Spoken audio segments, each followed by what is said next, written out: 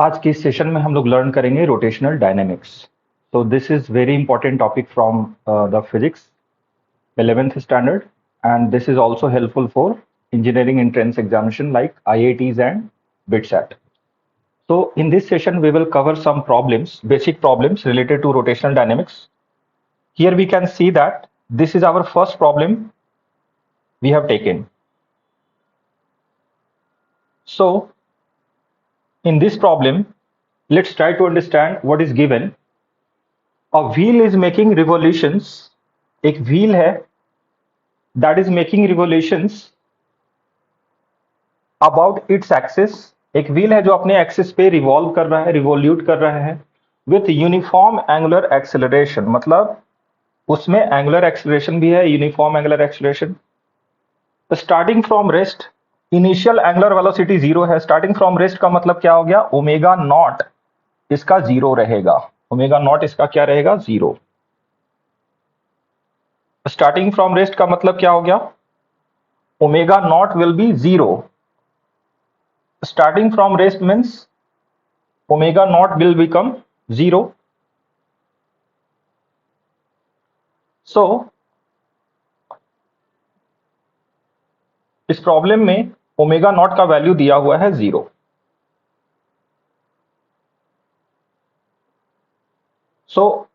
आगे समझेंगे इसमें क्या क्या स्टेटमेंट दिया हुआ है. Omega nought is equal to zero.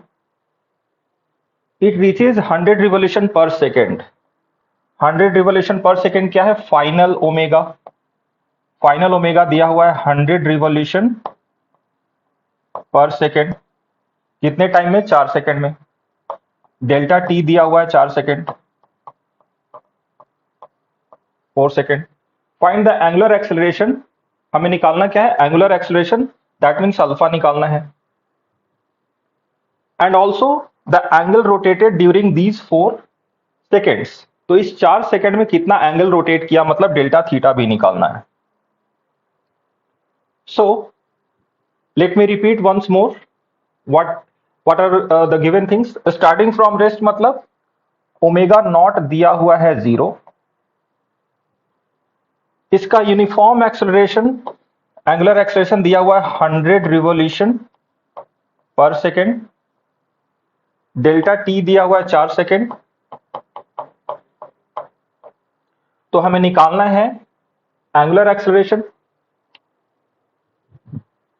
Sorry, जो यहां पे गिवन है वो ये अल्फा नहीं है. यहां पे ये जो दिया हुआ है ये ओमेगा, फाइनल ओमेगा दिया हुआ है 100 revolution per second.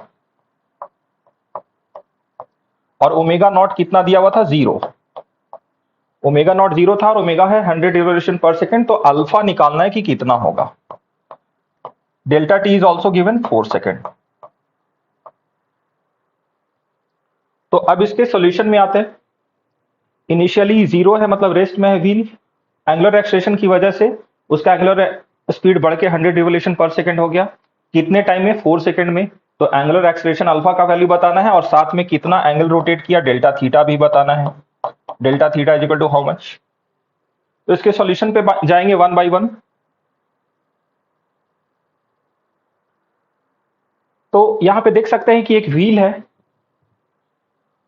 As per we can see this is a wheel. Wheel ये रोटेट कर रहा है और these are the given values. ये सारे गिवन वैल्यूज है. Omega nought 0 revolution per second, omega 100 revolution per second, delta T 4 second दिया हुआ है. अल्फा हमें निकालना है और यहां पे एक और क्वांटिटी निकालनी है, डेल्टा थीटा कितना रोटेट किया 4 सेकेंड में. तो सबसे पहला फॉर्मूला हम लोग लगाएंगे omega is equal to omega nought plus alpha delta T. This is analogous to this formula v is equal to U plus A T. ये रेक्टिलिनियर मोशन के लिए v equal to U plus A T आता है और rotational motion के लिए omega equal to omega nought plus alpha delta T आएगा.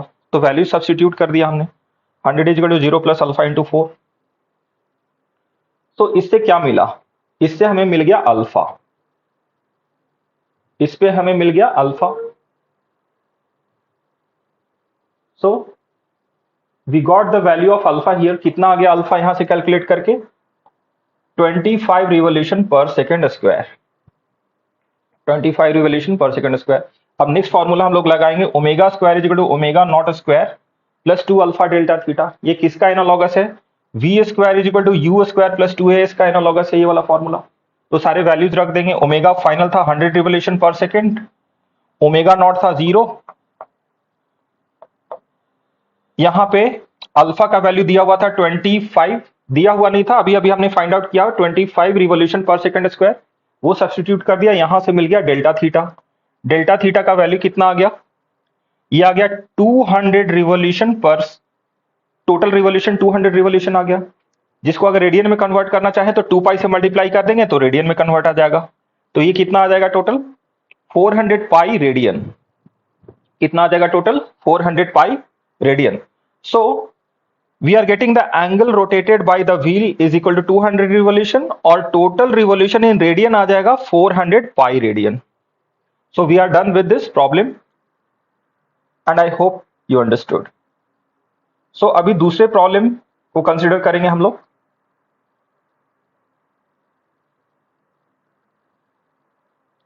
जो दूसरा वाला प्रॉब्लम है वो कुछ इस तरीके से है। A wheel starting from rest is uniformly accelerated at 4 radian per second square। समझते चलेंगे एक एक बात को कि क्या क्या गिवन है और क्या क्या फाइंड आउट करना है। रेस्ट से स्टार्ट हो रहा है, यहां पे ध्यान देंगे। रेस्ट का मतलब हो गया ओमेगा नॉट 0 दिया हुआ था और उसका यूनिफॉर्मली एक्सेलरेटेड ये जो दिया हुआ है अल्फा का वैल्यू कांस्टेंट दिया हुआ है 4 रेडियन पर सेकेंड स्क्वायर। कितने टाइम के लिए? तो 10 सेकंड के लिए। डेल्टा टी हमारा दिया हुआ है 10 सेकंड। तो यहां पे इंफॉर्मेशन में डेल्टा टी दिया हुआ है, ओमेगा नॉट दिया हुआ है और अल्फा दिया हुआ है, ये तीनों वेरिएबल्स हमें दिए हुए हैं। It is allowed to rotate uniformly for the next 10 seconds. मतलब शुरू के पहला डेल्टा टी1 में, डेल्टा टी1 जो 10 सेकंड था उसमें यूनिफॉर्म एक्सेलरेशन के साथ मोशन हुआ।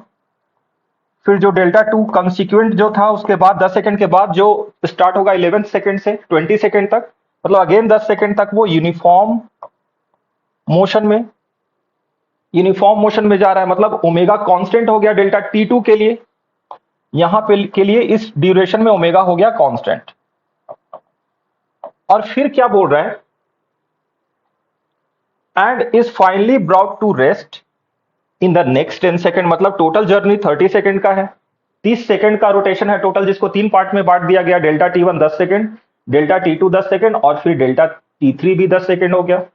मतलब 10 सेकंड 10 सेकंड और 10 सेकंड, टोटल 30 सेकंड का रोटेशन है यहां पे, जिसमें कंडीशन मेंशन किया हुआ है अलग अलग। मतलब पहला में यूनिफॉर्म एंगुलर एक्सेलरेशन था, अल्फा था, इसमें अल्फा 0 होगा डेल्टा T2 में, क्योंकि यूनिफॉर्म एंगुलर वेलोसिटी है, मतलब ओमेगा कांस्टेंट है और अल्फा 0 होगा। अल्फा 0 क्यों होगा? बिकॉज अल्फा का वैल्यू होता है D omega by D T. Omega अगर कांस्टेंट है तो अल्फा 0 हो जाएगा सेकंड वाले कंडीशन के लिए। थर्ड वाले में बोला गया है डी एक्सेलरेशन, तो जितना एक्सेलरेशन दिया गया था यूनिफॉर्म एक्सेलरेशन उतना ही डी एक्सेलरेशन दिया गया है अकॉर्डिंग टू द प्रॉब्लम। मतलब अल्फा तो होगा बट इस बार माइनस अल्फा होगा। तो ये प्रॉब्लम दिया हुआ है, हमें बताना है टोटल कितना हो गया एंगुलर डिस्प्लेसमेंट। मतलब डेल्टा T1 के लिए हुआ रहेगा डेल्टा थीटा1, डेल्टा T2 के लिए हुआ रहेगा डेल्टा थीटा2 और डेल्टा T3 के लिए हुआ रहेगा डेल्टा थीटा3। तो हमें निकालना क्या है? Delta theta one plus delta theta two plus delta theta three. मतलब टोटल जो एंगुलर डिस्प्लेसमेंट आएगा वो होगा delta theta is equal to delta theta one plus delta theta three. ये टोटल जो वैल्यू आएगा ये हमें फाइंड आउट करना है यहां पे। So this is the final answer, this will be the final answer, वो हमें फाइंड आउट करना है। सो स्टार्ट करते हैं, सॉल्विंग पे आते हैं इस पे। तो हमने यहां पे एक व्हील बना दिया इस तरह का इमेजिन करने के लिए, और सपोज ये व्हील को 30 सेकंड तक मूव करना है, जिसको 3 फ्रेगमेंट में बांटा गया है, 3 सेक्शन में बांटा गया है, 3 केसेस में डिवाइड किया गया है इसको। पहला केस क्या है? What is the first case? पहले 10 सेकंड में क्या होगा? यूनिफॉर्म एक्सेलरेशन से बढ़ रहा है, मतलब जीरो एंगुलर वेलोसिटी से स्टार्ट किया, यूनिफॉर्म एंगुलर वेलोसिटी से जा रहा है कितने सेकंड तक? 10 सेकंड तक। तो इससे हमें क्या मिलेगा? ये केस 1 वाले में क्या है? विथ यूनिफॉर्म एक्सेलरेशन, मतलब नॉन यूनिफॉर्म एंगुलर वेलोसिटी, मतलब यहां पे ओमेगा कांस्टेंट नहीं है। Is not constant. पहले वाले केस में ओमेगा कांस्टेंट नहीं है, व्हील जीरो मोशन से स्टार्ट किया है, ओमेगा नॉट व्हील का जीरो था, और ओमेगा कितना आया वो पता नहीं, वो निकाल सकते हैं, लेकिन हमारा टारगेट मेनली यहाँ है डेल्टा थीटा 1 निकालना, कि कितना मोशन कर लिया इसने, कितना एंगल रोटेट कर गया। केस 2 के बारे में बाद में आएंगे, सबसे पहले केस 1 वाले को फाइंड आउट करेंगे। Omega nought 0 alpha 4 delta T1 10 second. तो कौन सा फॉर्मूला अप्लाई करेंगे यहां पे? डेल्टा थीटा 1 के लिए अप्लाई करेंगे हम लोग, डेल्टा थीटा के लिए अप्लाई करेंगे delta theta 1 is equal to omega not T plus half alpha T1 square. As you can see here we have taken that formula. Let me repeat, formula कौन सा है? Formula है delta theta 1 is equal to omega not T plus half alpha delta T1 square. This is analogous to S is equal to UT plus half AT square, जो rest and motion में kinematics में पढ़ते हैं formula, उसी का analogous है। इसमें होता क्या है, एस को रिप्लेस कर देते हैं हम लोग डेल्टा थीटा से, यू को रिप्लेस कर देते हैं ओमेगा नॉट से, टी तो है ही डेल्टा टी, और ये जो लीनियर एक्सेलरेशन होता था इसको एंगुलर एक्सेलरेशन में कन्वर्ट कर दिया। तो ये फॉर्मूला एनालॉगस वे में ये ऐसा कन्वर्ट हो जाता है। वैल्यूज रख दिया हमने सबका। तो डेल्टा थीटा टी में ओमेगा नॉट 0 था, अल्फा का वैल्यू 4 था, और डेल्टा T1 10 सेकंड दिया हुआ है। तो हमें कितना मिल गया? 200 रेडियन घूम गया। डेल्टा थीटा 1 कितना रोटेट कर गया? 200 रेडियन घूम गया। व्हील कितना चक्कर लगा लिया? 200 रेडियन का। अब 10 सेकंड के बाद डेफिनेटली 0 से चालू हुआ था, एंगुलर वेलोसिटी बढ़ के कुछ तो हो गया रहेगा, वो निकाल सकते हैं। Omega nought plus alpha T, ये किसका एनालॉगस है? v is equal to U plus AT वाला फॉर्मूले का एनालॉगस है, जहां पे v को ले सकते हैं, v will be corresponding to omega because u was analogous to omega nought. तो ये दोनों फॉर्मूले एनालॉगस है, रेस्ट एंड मोशन में यूज करते थे, अब यही कन्वर्ट होकर रोटेशनल मोशन में यूज होता था। तो ओमेगा का वैल्यू आ गया 0 plus 4 into 10 that is equal to 40 radian per second. Start हुआ था 0 से, 40 रेडियन पर सेकेंड पे वेलोसिटी पहुंच गया। मतलब क्या हुआ? डेल्टा थीटा 1 मिल चुका है हमें, और 10 सेकंड के बाद वो 40 रेडियन पर सेकंड एक्वायर कर चुका होगा। तो उसको मैं एक बार दोबारा सिर्फ उस पार्ट को हाईलाइट कर देता हूं। 10 सेकंड के बाद व्हील का रोटेशनल वेलोसिटी हो चुका है 40 रेडियन पर सेकेंड, और घूम चुका है चक्का, कितना घूम गया है? 200 रेडियन घूम चुका है चक्का। तो व्हील जो है 200 रेडियन का रोटेशन लगा चुका है। अब हम लोग आएंगे डेल्टा थीटा 2 में, केस 2 में आएंगे। तो केस 2 के लिए कंडीशन देखेंगे क्या क्या दिया हुआ था। केस 2 का कंडीशन जो दिया हुआ था वो बहुत ही आसान है, यूनिफॉर्म एंगुलर वेलोसिटी है, मतलब एंगुलर एक्सेलरेशन 0 है, अल्फा का वैल्यू यहां पे 0 दिया हुआ है, डेल्टा T2 फिर 10 सेकंड के लिए मूव करेगा। तो जितना एंगुलर वेलोसिटी एक्वायर कर लिया था उसने 10 सेकंड के एकदम शुरू से लेके 0 सेकंड से लेके 10 सेकंड तक जो एक्वायर कर लिया था, उसी से अगले 10 सेकंड तक मूव करेगा, मतलब 11th सेकंड से लेके 20th सेकंड तक। तो देखेंगे कि 11 सेकंड से 10 सेकंड के बाद से लेके 20 सेकंड के बीच तक का जो मोशन हुआ वो डेल्टा थीटा 2 कैसे कवर करेंगे। यूनिफॉर्म एंगुलर वेलोसिटी, तो this formula is analogous to S is equal to VT, distance is equal to velocity into time. S को रिप्लेस, एस क्या बताएगा? डेल्टा थीटा 2 बताएगा यहाँ पे। वी क्या है? ओमेगा, जो कि एक्वायर किया था 10 सेकंड के बाद, और डेल्टा टी दिया हुआ 10 सेकंड। तो delta theta equal to omega nought into T. तो 40 रेडियन पर सेकंड एक्वायर कर चुका था 10 सेकंड के बाद, वही वैल्यू हमने यहां डाल दिया। 10 सेकंड तक घूमेगा यूनिफॉर्म एंगुलर वेलोसिटी से, तो 400 रेडियन का रोटेशन कर गया इस बार व्हील, मतलब दूसरे वाले में 400 रेडियन का कंप्लीट रिवॉल्यूशन ले चुका है, मतलब 20 सेकंड अभी तक हमारे कंप्लीट हो चुके हैं। अब रह गया लास्ट के 10 सेकंड। 30 सेकंड का जर्नी था जिसमें 20 सेकंड कंप्लीट कर चुका है। डेल्टा थीटा 1 मिल चुका है हमें, और डेल्टा थीटा 2 मिल चुका है। क्या क्या मिला है फिर से देख लेंगे। डेल्टा थीटा 1 आ गया था 200 रेडियन, डेल्टा थीटा 2 आ गया था 400 रेडियन। अब बच गया डेल्टा थीटा 3। तो हमें कंडीशन मालूम है डेल्टा थीटा 3 निकालने के लिए क्या था?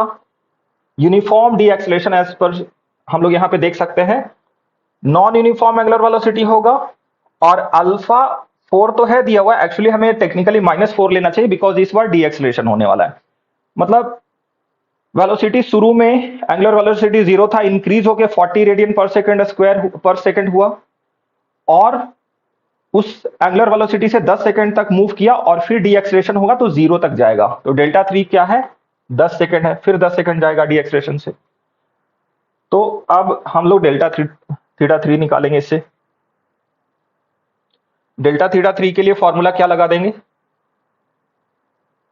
सो डेल्टा थीटा 3 निकालने के लिए जो फॉर्मूला हम लोग लगाएंगे वो ये है, delta theta 3 omega not t minus half a t square, मतलब delta s is equal to u t minus half a t square वाला फॉर्मूला जो रेस्ट एंड मोशन में पढ़ते थे काइनेमेटिक्स में, वो वाला फॉर्मूला। और एंगुलर वेलोसिटी वाले सब कंपोनेंट से चेंज हो जाएंगे। तो ओमेगा नॉट 40 था, 10 सेकंड के लिए घूमेगा। डी एक्सलेशन इस बार हो रहा है, ध्यान देना है, एक्सलेशन नहीं है, इस वजह से हमने माइनस साइन यूज किया, नॉट प्लस साइन, और 10 स्क्वायर। तो फाइनली आ गया 400 minus 200, that is equal to 200 radian.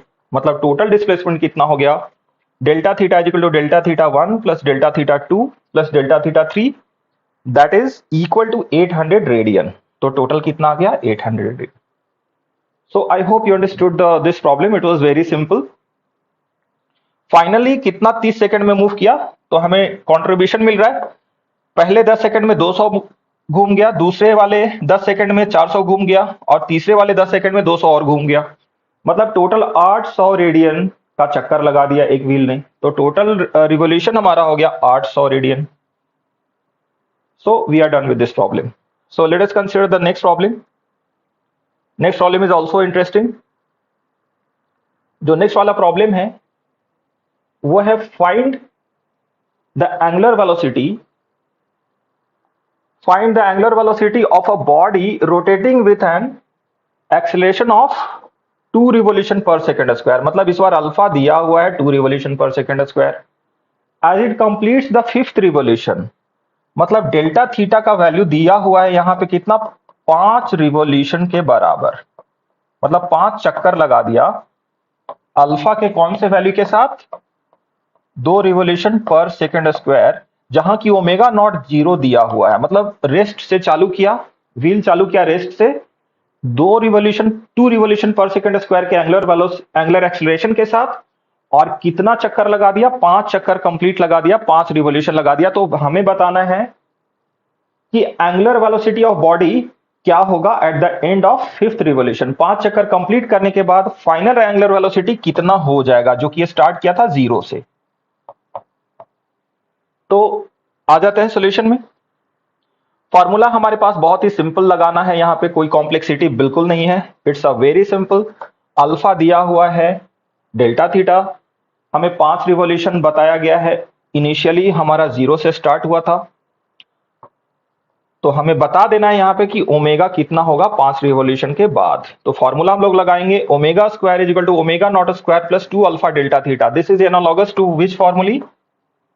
We square is equal to you square plus 2as। तो रेस्ट एंड मोशन में काइनेमेटिक्स में ये फॉर्मूला पढ़ते थे, और वही रोटेशनल में ये वाला फॉर्मूला आ गया, omega square is equal to omega not square plus 2 alpha delta theta. अब सारा वैल्यूज हम यहां पे डाल देंगे। वैल्यूज कैसे डाल देंगे? यहां पे निकालना है हमें ओमेगा, तो ओमेगा ही रह गया। ओमेगा नॉट 0 दिया हुआ था, अल्फा का वैल्यू 2 दिया हुआ था, और चक्कर कितना लगा दिया था? 5 चक्कर लगा दिया था, 5 रिवोल्यूशन लगा दिया था। तो इसको सॉल्व करने के बाद हमें फाइनल आंसर क्या रहा है? √20 रिवोल्यूशन पर सेकेंड। मतलब फाइनल ओमेगा हमें मिल गया √20, फाइनल ओमेगा हमें मिल गया √20 revolution per second. So I hope you understood this problem, and this was not much complexity है ही नहीं, बहुत ही सिंपल प्रॉब्लम था एंड इंटरेस्टिंग प्रॉब्लम था। तो अभी नेक्स्ट वाले पे आएंगे। तो हमारा नेक्स्ट प्रॉब्लम है, वो भी डिस्क से रिलेटेड है, एक डिस्क है। तो मैं प्रॉब्लम पहले एक्सप्लेन कर देता हूं। इसमें बताया जा रहा है कि एक डिस्क है, 10 सेंटीमीटर का रेडियस दिया हुआ है, और वो रोटेट कर रहा है about its axis at N angular speed of 20 radian per second. मतलब 20 रेडियन पर सेकेंड के कांस्टेंट एंगुलर स्पीड से मूव कर रहा है, कोई वेरिएशन नहीं है, कांस्टेंट है 20 रेडियन पर सेकेंड। तो लीनियर स्पीड बताना है। लीनियर स्पीड मतलब लीनियर वेलोसिटी। तो हमें पता है formula v is equal to r omega, where v is the linear velocity, omega is the angular velocity, r is the radius. तो linear velocity is equal to v is equal to r omega. कहां कहां पे बताना है, rim पे बताना है मतलब पेरीफेराई पे बताना है, और middle point of the radius बताना है मतलब सेंटर से r/2 के डिस्टेंस पे बताना है। सिंपल है प्रॉब्लम। तो सॉल्यूशन पे आएंगे इसके। तो यहां पे हम देख रहे हैं कि रेडियन 10 सेंटीमीटर दिया हुआ है और ओमेगा दिया हुआ 20 रेडियन पर सेकंड। तो हमने एक फिगर भी ड्रॉ कर लिया यहाँ पे। फिगर में क्या दिखाया जा रहा है, बी एक पॉइंट हमने ले लिया है मिडिल पे और ए ले लिया है पेरीफेराई पे, मतलब सर्कल के एकदम पेरीमीटर वाले पॉइंट पे, और इसको हमने नाम दे दिया वी रिम। वी रिम मतलब रिम पे वेलोसिटी, लीनियर वेलोसिटी, इसको v1 दे दिया है जो कि मिडिल पॉइंट पे वेलोसिटी बताएगा। तो फॉर्मूला है हमारा वी रिम, लगा दिया हमने v is R omega, V rim is R into omega, value put कर दिया, आ गया 2 मीटर पर सेकेंड। मतलब ये वाला जो वी रिम वाला पॉइंट है, ये ए वाला जो पॉइंट है, इसको वीए भी बोल सकता है, 2 मीटर पर सेकंड से घूम रहा है लीनियर वेलोसिटी से ए वाला पॉइंट। बी वाला कितने से घूमेगा, वी मिडिल करने के लिए क्या करेंगे, r/2 इंटू ओमेगा। तो r/2 इंटू ओमेगा करेंगे,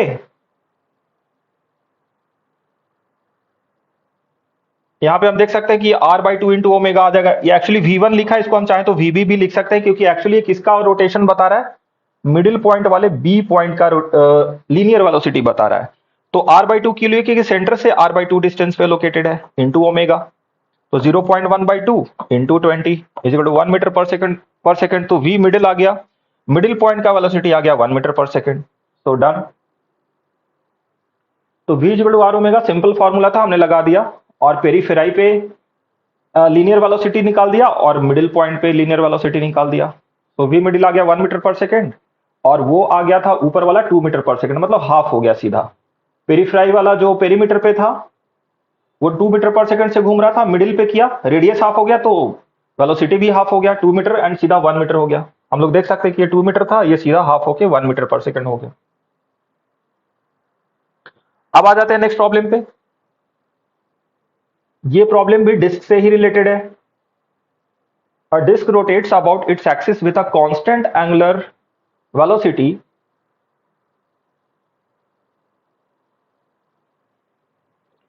एक डिस्क है जो रोटेट कर रहा है कांस्टेंट एंगुलर वेलोसिटी से, ध्यान देंगे मेंशन किया हुआ है constant angular velocity, sorry not angular velocity, constant angular acceleration of 4 radian per second square, not constant angular velocity.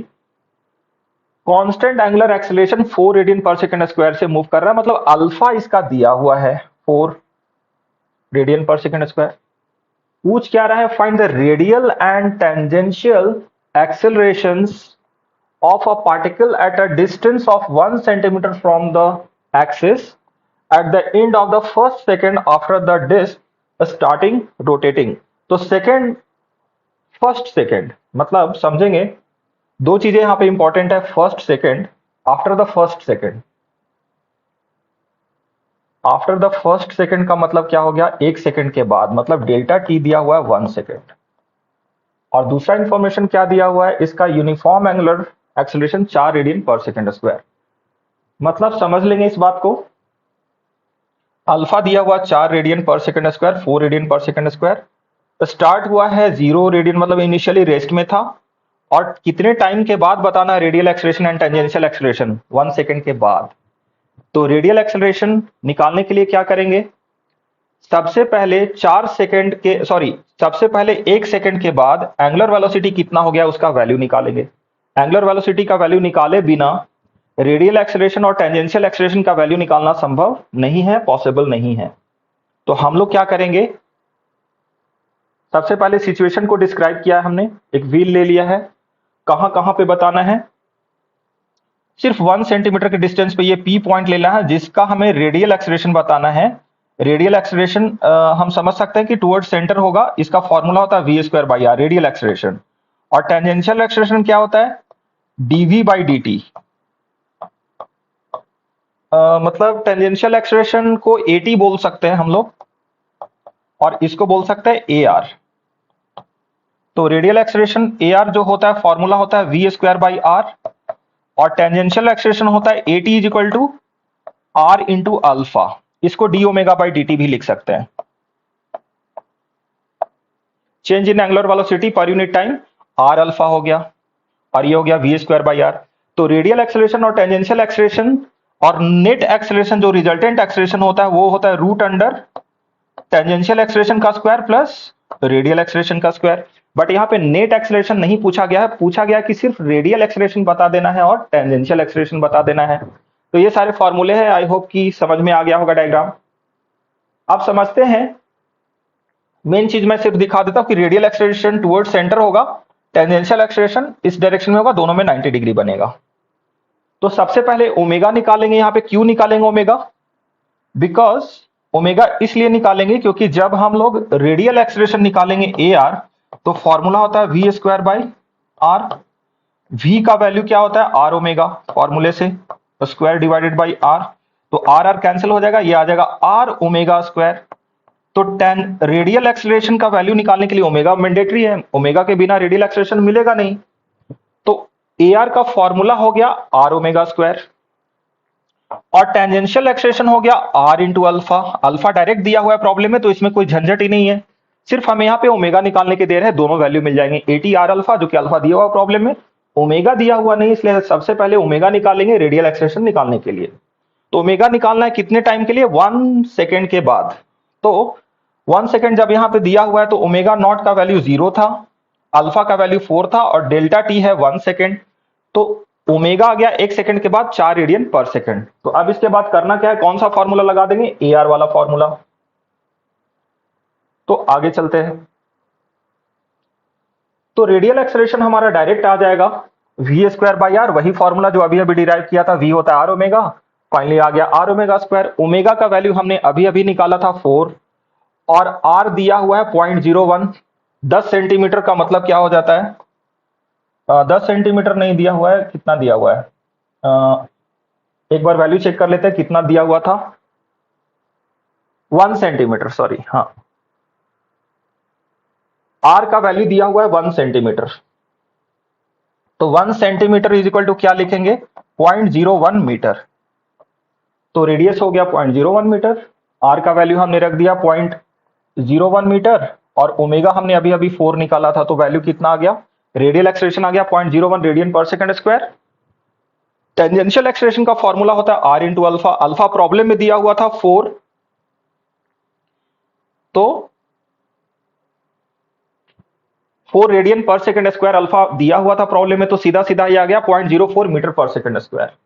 तो इसका वैल्यू आ गया डायरेक्ट, सभी चीजें मैच हो रहा है यहाँ पे। तो यहाँ पे टेंजेंशियल एक्सेलरेशन आ गया 0.04 मीटर पर सेकंड स्क्वायर, और रेडियल एक्सेलरेशन आ गया 0.01 radian per second square.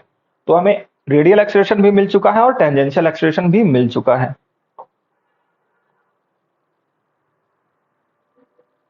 So finally we got tangential acceleration is equal to 0.04 meter per second square and radial acceleration is equal to 0.01 radian per second square. So let's move to the next problem.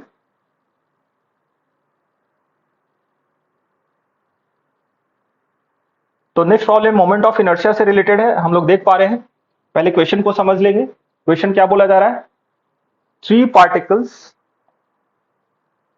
Each of mass 200 gram का mass दिया हुआ are kept at the corners of an equilateral triangle of side 10 centimeter.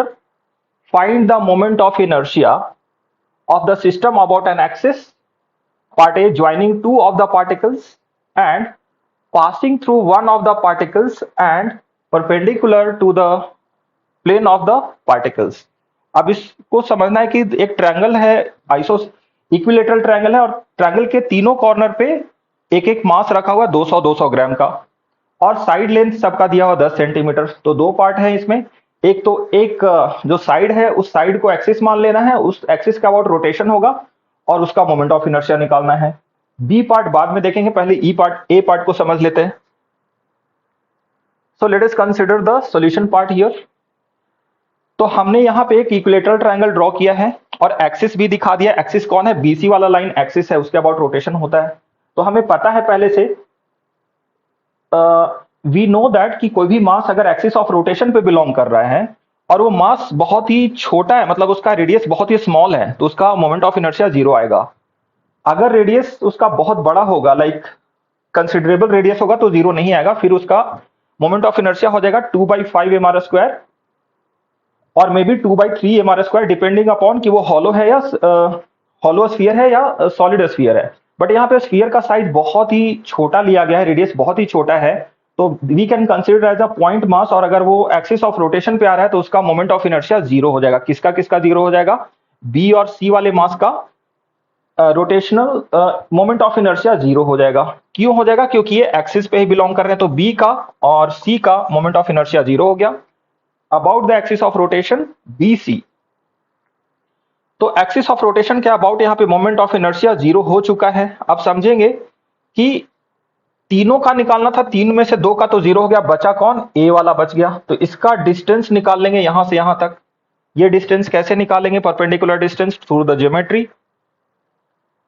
हम लोग geometry से निकाल लेंगे इसका distance. कौन सा डिस्टेंस निकालना है? ये वाला डिस्टेंस जो अभी मैंने रेड से हाईलाइट किया है, एडी निकालना है। एडी का वैल्यू कितना हो जाएगा? सबसे पहले तो बी और सी का मोमेंट ऑफ इनर्शिया जीरो हो गया क्योंकि ये रोटेशनल एक्सिस पे बिलोंग कर रहे थे। तो ज्योमेट्री में समझ लेना है सबसे पहले जो इंपॉर्टेंट पॉइंट है, एडी डिस्टेंस कितना आएगा। अगर एडीसी ट्रायंगल को ध्यान से देखें तो एडी का वैल्यू आएगा एसी कॉस 30। एडी का वैल्यू कितना आएगा? AC cos 30। एसी कॉस 30 क्यों आएगा? क्योंकि ज्योमेट्री से हम कॉस 30 निकालेंगे तो एडी बाई एसी आएगा, तो एडी का वैल्यू मिल रहा है एसी कॉस 30। तो एडी का वैल्यू आ गया एसी कॉस 30, वही डिस्टेंस है। अभी क्या करेंगे? मोमेंट ऑफ इनर्शिया का फॉर्मूला लगा देंगे जो कि होता है सिंपली एम आर स्क्वायर। तो यहां पे हमने निकाल लिया है एडी का वैल्यू, एसी जो कि 0.1 मीटर था और cos 30 हो गया √3/2। सो एडी लेंथ हो गया जिसको आर बोलेंगे, एडी को आर बोलेंगे, एम आर स्क्वायर, मास दिया हुआ था 200 ग्राम, और इनटू द रेडियस 0.10 इंटू √3/2 का होल स्क्वायर। तो फाइनली ये कैलकुलेट करके आईए का वैल्यू आ रहा है कैलकुलेशन करने के बाद 6/4 into 10⁻³ kg per metre square. तो ये सिर्फ ए का अकेले आया, बी और सी का जीरो हो गया था तो उसको ऐड करने की जरूरत नहीं। तो यही फाइनल आंसर आ गया पार्ट ए के लिए। अब पार्ट बी में जाएंगे। बी में क्या बोला जा रहा है? एक हमने रेड डॉट दिखाया यहां पे, अगर ध्यान से देखेंगे तो पता चलेगा काफी छोटा सा डॉट दिख रहा है। मैं ब्लू से फिर से उसको सर्कल कर रहा हूं, ये डॉट को ब्लू से दिखा रहा हूं। यहाँ पे एक डॉट ऑलरेडी बनाया गया है वहां पे ब्लू वाले पॉइंट पे, परपेंडिकुलर टू द पेज है, उसके अबाउट बताना है मोमेंट ऑफ इनर्शिया। तो यहां पे क्या हो रहा है कि ए वाला जो पार्ट है, ए वाला मास है, फिर से एक्सिस ऑफ रोटेशन पे आ जाएगा। तो ए का जीरो हो गया तो बचा बी और सी का सिर्फ। तो बी और सी का ही मोमेंट ऑफ इनर्शिया फाइनली निकालेंगे। तो बी और सी का मोमेंट ऑफ इनर्शिया निकालने के लिए क्या करेंगे? बी और सी का निकालने के लिए यहां पे देख रहे हैं कि ए वाला जीरो हो चुका है ऑलरेडी, तो बचा सिर्फ बी और सी वाला। तो बी और सी वाला का क्या होगा? M B into R square plus M C into R square. R given है 0.1 मीटर, तो आई टोटल कितना हो जाएगा? M B R square plus M C square. M B और एम सी इक्वल है तो टोटल क्या आ जाएगा? 2mr square, that is equal to 2 into 200 into 10⁻³ into 0.1 square. तो फाइनली आ रहा है 4 into 10⁻³ kg per metre square. तो आई टोटल मिल गया हमें 4 into 10⁻³ kg per metre square. So I hope you understood this problem. तो दोनों प्रॉब्लम इजी थे एंड हमने इसको अच्छे से समझ लिया। So let's stop here because we are done with the solution very properly, and I hope all of you understood and the session was very interesting. So thank you.